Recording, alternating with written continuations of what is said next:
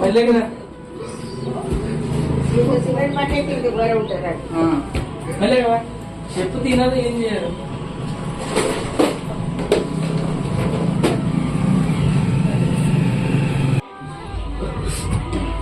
మెల్లగా రా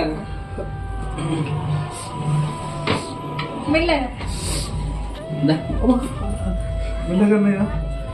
ఆ బాణం పిల్ల పిల్లలు ఆడుతుంది.